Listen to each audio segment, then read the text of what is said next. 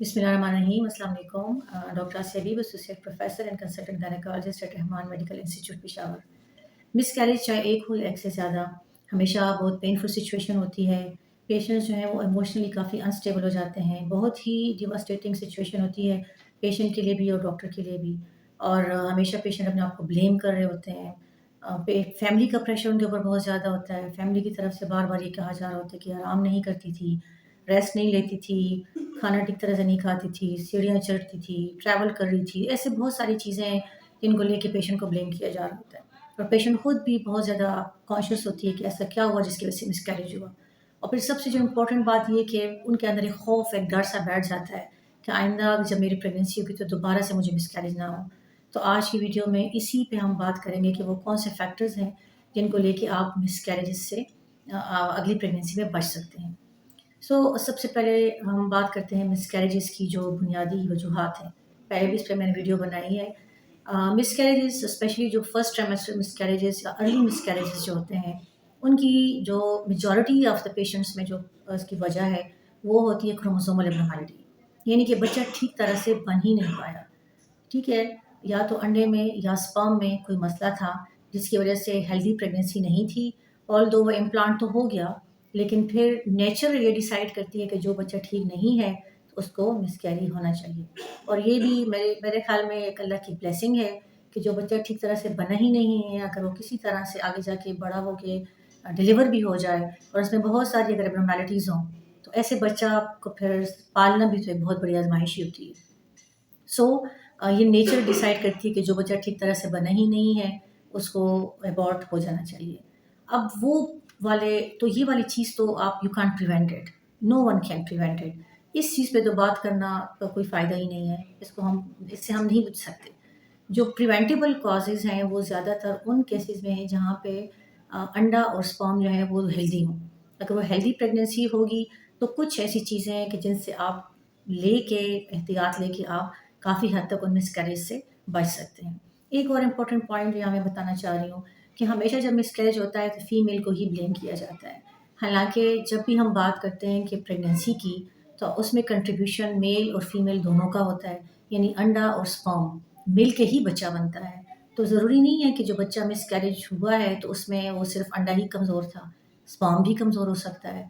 हमेशा आप ये बात दिमाग में रखें कि इसमें मेल का भी 50% कंट्रीब्यूशन हो सकता है। ठीक है? हमेशा फीमेल को ब्लेम नहीं किया जाना चाहिए, mail factor is also contributing. अच्छा, अब बात करते हैं वो कौन-सी एहतियातें हैं जिससे लेके आप प्रेगनेंसी को कैरी कर सकते हैं और मिसकैरेज से बचा जा सकता है। सबसे पहले तो वो वाली कंडीशंस, बहुत सारी ऐसी कंडीशंस हैं जो कि प्रेगनेंसी से पहले अगर डायग्नोज़ हो जाएँ और अगर वो आपकी कंट्रोल्ड हों तो प्रेगनेंसी में आगे जाके आप आराम से इसको एंड तक जा सकते हैं। लाइक अगर किसी को कोई थायरॉइड का मसला है, किसी को अगर शुगर का मसला है, ठीक है? आजकल पेशेंट्स में पीसीओएस बहुत ज़्यादा कॉमन है। पीसीओएस वाले पेशेंट्स के साथ भी मिसकैरेजेस का रिस्क बहुत ज़्यादा होता है। वो पेशेंट्स जो कि ओबीज़ हैं, यानी मोटापा, मोटापा खुद इसके साथ बहुत बड़ी वजह है मिसकैरेजेस की। अगर ऐसी कुछ कंडीशंस हैं कि जिनको आप पहले से अगर आप ठीक करके प्रेगनेंसी में एंटर होंगी, तो मेरा नहीं ख्याल कि प्रेगनेंसी में कोई मसला होगा। और इसलिए बेहतर यही है कि आप प्रेगनेंसी लेने से पहले आप अपने किसी डॉक्टर से मिलें, जो भी आपका ट्रीटिंग डॉक्टर है।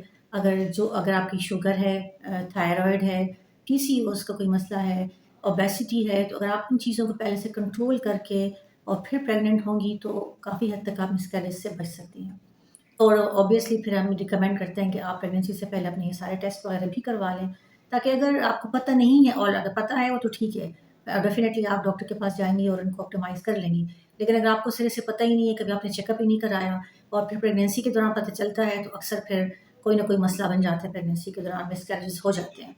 तो पहले से ज़रूर अपना चेकअप करा लिया करें ताकि आपकी जो बेसलाइन टेस्ट हैं, वो हो जाएँ, स्क्रीनिंग आपकी हो जाए और अगर कोई मसला नहीं है, तो फिर आप आराम से अपनी प्रेगनेंसी वगैरह के लिए प्लान कर सकती हैं। नेक्स्ट जो चीज़ है वो है आपकी डाइट।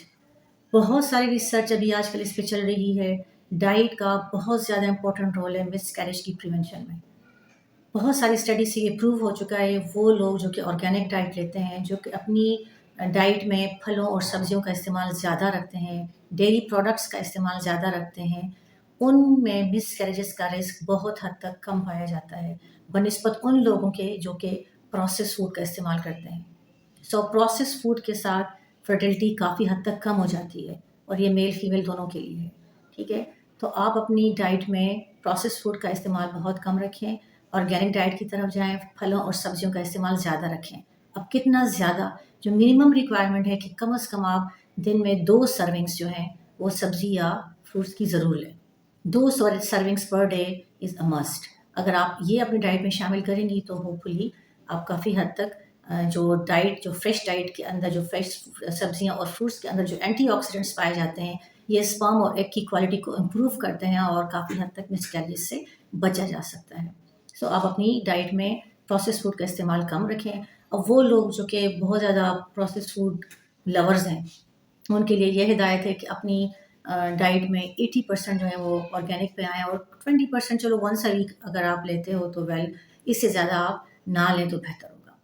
پھر اس کے بعد اگلی بات آتی ہے ایکسرسائز کی۔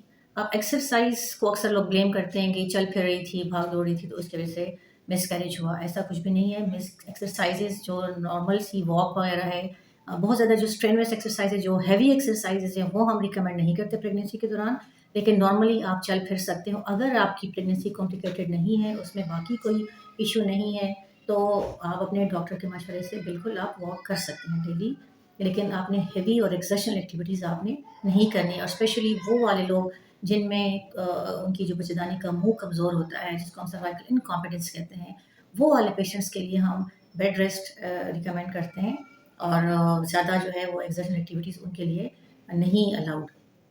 بیڈ ریسٹ سے مراد بھی یہ نہیں ہے کہ آپ نے بالکل بس بیڈ پہ لیٹے رہنا ہے، بیسیکلی پیلوک ریسٹ چاہیے ہوتا ہے کہ آپ نے اپنا جو پیلوک فلور ہے، پیلوک ایریا کو آپ نے ریسٹ دینا ہے، اپنے ہاتھ پاؤں موو کر سکتے ہیں لیکن اس ایریا کو آپ ریسٹ دیں تو زیادہ بہتر رہتا ہے۔ پھر اگلا چیز جو ہے وہ ہے ہیوی ویٹ لفٹنگ۔ اکثر یہ ہوتا ہے کہ جو پریگنینسی کے 3 ماہ ہوتے ہیں، کیونکہ آپ کو کوئی ایسی فیلنگ نہیں ہو رہی ہوتی، کوئی مومنٹس آپ کو فیل نہیں ہوتی، تو آپ احتیاط نہیں کرتے۔ کچھ لوگوں کو شوق ہوتا ہے فرنیچرس کو کھینچنے کا، کبھی اپنے روم کی سیٹنگ چینج کر رہے ہوتے ہیں، فرنیچر ادھر دھکیلا ادھر دھکیلا، واش روم میں جو ہے وہ بالٹیوں کو اٹھاتے رہنا، یا ایون جن کے آلریڈی بچے ہوتے ہیں اپنے بچوں کو اٹھانا۔ تو اپنے بچے کا ویٹ تو آپ کو نہیں لگتا کہ اتنا ویٹ نہیں ہے، بٹ ڈیفینیٹلی وزن ان کا ہوتا ہے، اور اس کے ساتھ اگر آلریڈی آپ میں کوئی تھوڑا بہت مسئلہ ہو تو مس کیریجز ہو سکتے ہیں، تو آپ نے وزنی چیزیں اٹھانے سے پرہیز کرنی ہے، ٹھیک ہے؟ پھر جو اگلی چیز ہے وہ ہے میڈیسنس۔ کوئی بھی دوائی آپ نے بغیر ڈاکٹر کے مشورے کے نہیں کھانی، ٹھیک ہے؟ بہت ساری میڈیسنس کے سائڈ ایفیکٹس ہوتے ہیں کہ کچھ کے ساتھ ایسی ابنارملٹیز بچوں میں آ جاتی ہیں کہ پھر وہ الٹیمیٹلی مس کیریج ہو جاتے ہیں، تو آپ نے میڈیسنس جو ہیں بغیر ڈاکٹر کے مشورے کے ہرگز نہیں لینے۔ پھر ٹریول کی بات کرتے ہیں، تو ٹریول جو ہے آپ اگر کوئی اسموتھ ٹریول ہے، انکمپلیکیٹڈ پریگنینسی ہے، تو آپ آرام سے گاڑی کے ذریعے تو آپ ٹریول کر سکتے ہیں، لیکن اگر کوئی مسئلہ ہے اس میں ہم بلیڈنگ وغیرہ کسی کو اگر اسپاٹنگ ہو رہی ہو تو اس میں ہم ایئر ٹریول ریکمینڈ نہیں کرتے، اور بہتر یہی ہوتا ہے کہ آپ پہلے 3 ماہ ان چیزوں سے اگر پرہیز کریں تو زیادہ بہتر ہوگا۔ تو یہ کچھ چیزیں تھیں جن پہ اگر آپ عمل کریں تو آپ کو کافی اس سے مدد ملے گی۔ ایک اور پوائنٹ ہے کافی اور ٹی کا استعمال۔ چائے اور کافی جو ہے 1 یا 2 کپ سے زیادہ آپ نے استعمال نہیں کرنے، کیونکہ اس کے ساتھ بھی مس کیریجز کا رسک بڑھ جاتا ہے۔ اور smoking, alcohol, we always recommend کہ it can lead to so many abnormalities in the baby, so better to avoid taking smoking and alcohol. سو یہ تو ہم بالکل بھی ریکمینڈ نہیں کرتے کہ آپ پریگنینسی سے پہلے ہی کوئٹ کر دیں تو زیادہ بہتر ہوگا۔